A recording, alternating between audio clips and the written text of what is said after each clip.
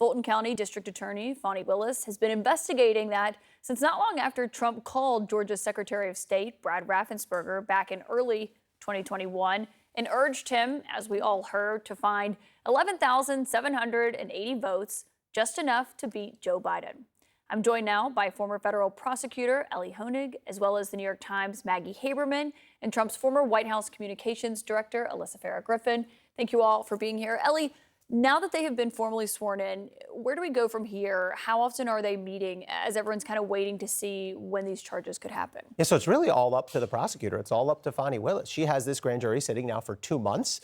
They will meet as often as she needs. And the process from here can really be very streamlined because remember, they put all the primary evidence, the actual live testimony from Mark Meadows, from Brad Raffensperger, that went in front of the special grand jury. And what you can do now as a prosecutor is you don't have to recall all those people and have them take the oath and testify again. You can just present that testimony to this grand jury, which, unlike the prior grand jury, has the power to indict. So it really could be any moment, and I don't think there's much secret about what Fani Willis's intentions are here, that she's going to indict or ask the grand jury to indict Donald Trump. Yeah, and signs are pointing to August for when that indictment could happen. Obviously, this is coming, Maggie, as Trump is on the campaign trail. We have the first debate in late August.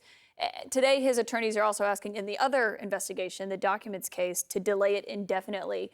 Is it clear to you how he's basically using a political strategy and a legal strategy all tied in one? As everything is a great flattening effect with Donald Trump, you're seeing that here too.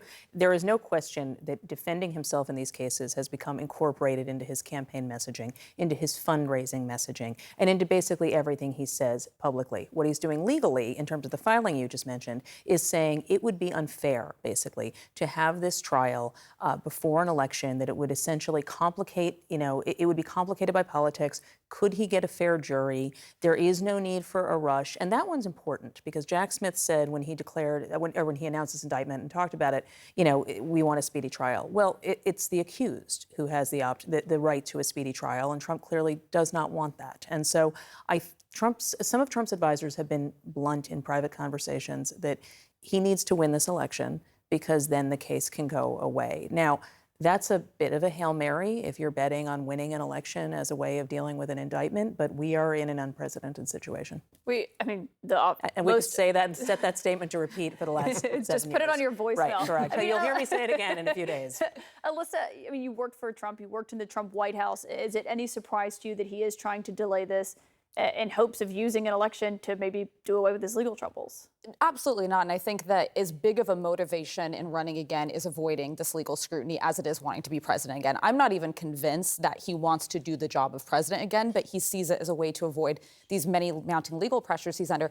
But what's interesting when I talk to people that I still talk to in Trump world, they see each of the cases kind of differently. The one that they're most legally afraid of seems to be the documents case. That feels very cut and dry to them, and they're genuinely afraid of him doing jail time for it. January 6th, they're worried about it just relitigating the worst day of the president's former presidency and kind of getting the footage of the Capitol being stormed up again.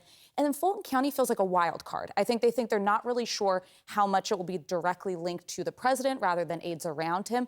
But the unknowns are crippling to him. Maggie knows this well. These things do weigh on him. When he tries to project that they don't, they do. You can see it in his Truth Social posts and the speeches he gives. There's a lot up in the air for him. Yeah, he's attacking Jack Smith every single day, essentially, and tying him to the cocaine that was found at the White House, all kinds of wild things that people kind of just gloss over, it feels like. Maggie, speaking of the fact that he's doing politics, though, and conducting a campaign in the middle of all of this, you're the co-byline on a story today about how he is picking fights in Iowa no matter the 2024 consequences. As we just said, the word unprecedented with Trump, but the fact that he is lashing out at a very popular Republican governor there, he is snubbing a popular evangelical figure in an event that Mike Pence is going to in Iowa on Friday night. He didn't run a conventional campaign ever before, but it's really notable how he's handling Iowa this time around. It is, and it's notable because if you talk to a bunch of folks in Iowa, they will all say there is an opening for a non-Donald Trump. Now, that doesn't mean someone's going to be able to capitalize on it. We have yet to see that somebody's going to. And DeSantis, who had been, the person people had their hopes pinned on, has struggled, and we'll see if he can turn it around. But picking a fight like this, there's just no purpose. And so a person close to Trump acknowledged to us that this was not scripted, this was not part of a plan.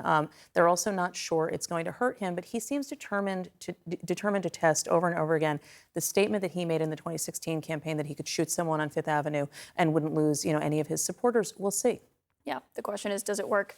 Ellie Honig, Maggie Haberman, Alyssa Fair-Griffin, thank you all for joining us.